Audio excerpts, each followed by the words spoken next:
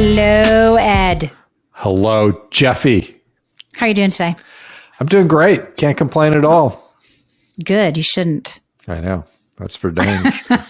Hey, we wanted to do a 10-minute takedown on working on your business, not in your business.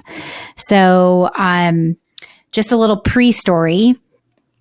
You know, we as agents have been on a full court press for 3 years. Like literally sweating and shooting, playing the game, right? This is coming from somebody that doesn't watch basketball. Yeah. But okay.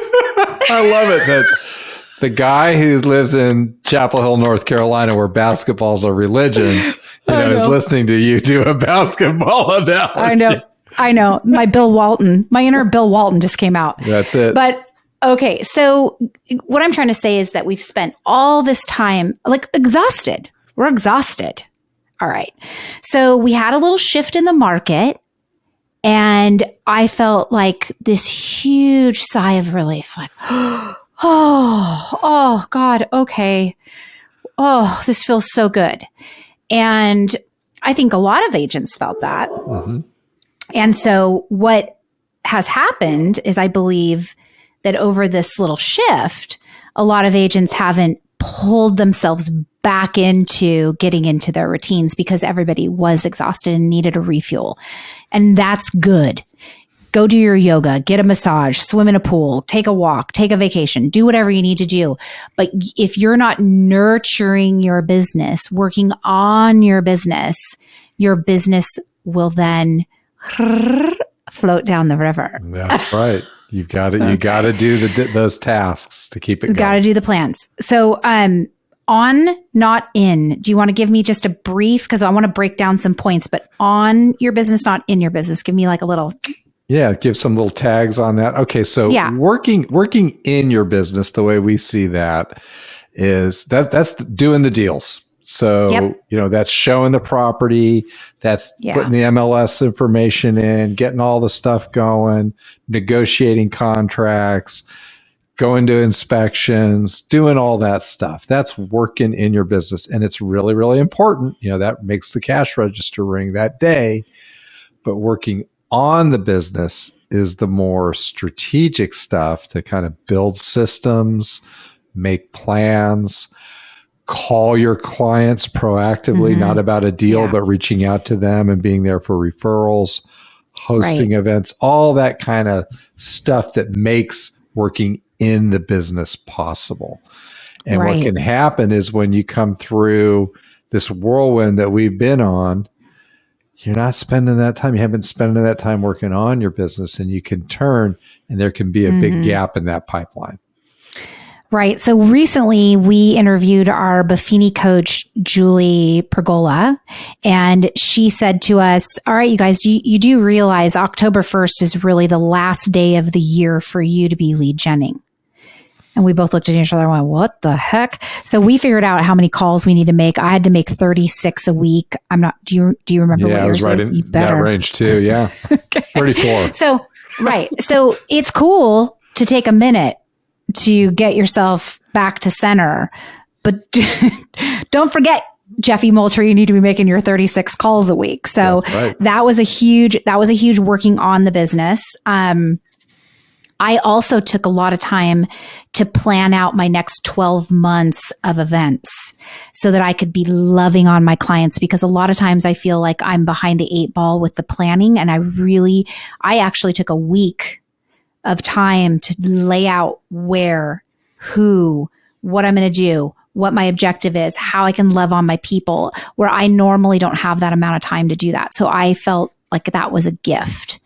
What is something that you have done recently to work on your business? Yeah, working on my business. One of them is I'm getting ready to take a vacation. Which is, which you might think, hey, is that really working on your business? But it's like, no, it's been a while and it's time to, it's been on the books.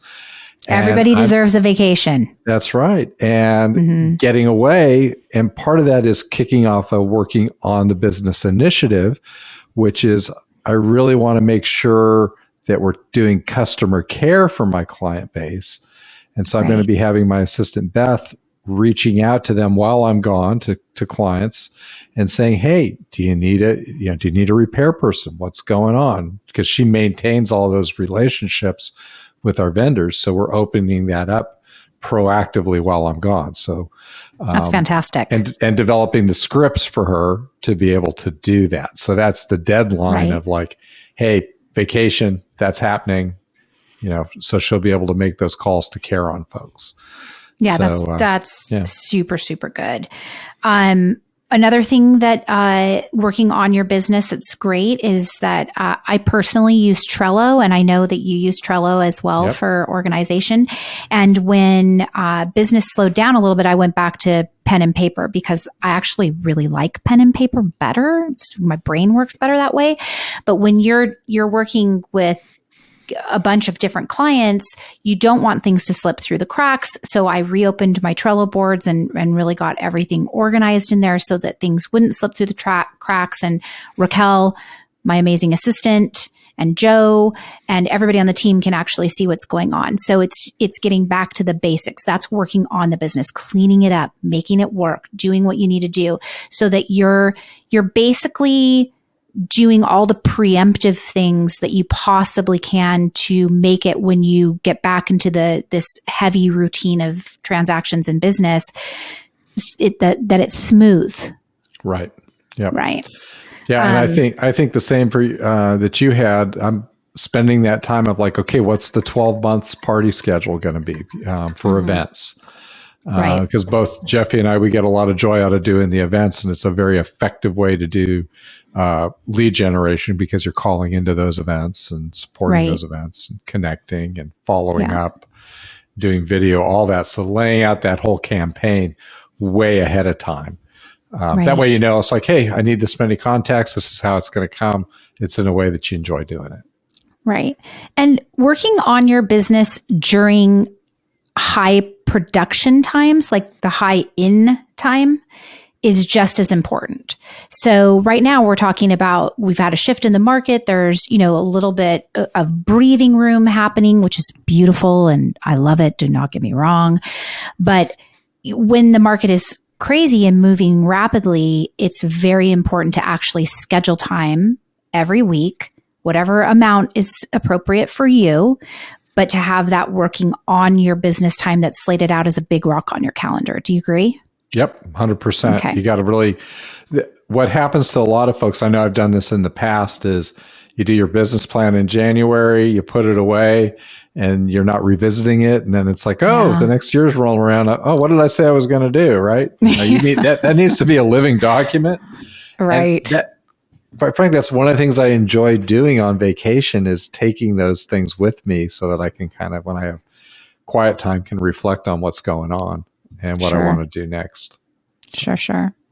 And then I know we touched on this just lightly, but calls by October 1st for 2022.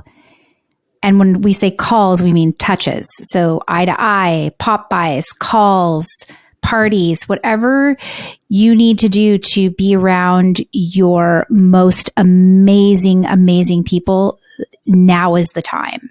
So when you're working on your business, you're touching your people, you're making sure that they feel special and important and, insert here, whatever. Yeah. Right? Yeah, all right. That's it. It's being in constant contact with them. So it sure is. Anything else you want to share before we wrap up this 10-minute takedown? Yeah, I love that. No, I think it's being aware. I think is the only thing that I would add is that when you're in the thick of it, you're busy and, it's feeling good. It's like I'm doing a lot of work and this is all happening. And isn't it great to have all these, escrows going? But if you're ignoring on the business, the day of reckoning is coming. And so, as I've said, you can't fake the harvest. So you got to be planting the seeds and doing that and making sure, all the farm tools are nice and sharp. So you got to do that stuff. Here's a really good barometer for knowing if you're not working on your business enough. And I'm going to use myself, because if you identify with me, then great. But when I first started in this business, I would work on and on and on and on and on in my business. And then I'd be like, in my business, 3 months, in my business, in my business, in my business. And then wham. Okay. So I'd have a ton of transactions going on, and then on my business, on my business, on my business, and then it's like this crazy roller coaster ride. Now, just from being in the business for so long, I have a more kind of even keel going on, which I will tell you that if you live in the even keel zone, it actually is pretty nice, because you're not in stress mode all the time. So, right. It's sustainable. Work on your business, dang it. It's sustainable. So with that in mind, I got to go work on my business. So. Okay. Get out of here, buddy. All right. Thanks, everyone. We hope you got some good value out of that. And go ahead, Jeff. You usually lead the close on this, so go ahead. You don't like to... Okay, everybody, give us a thumbs up. Give us a share. Check us out on YouTube if you want to see our funny faces. And they're funny. See ya. They are. Bye.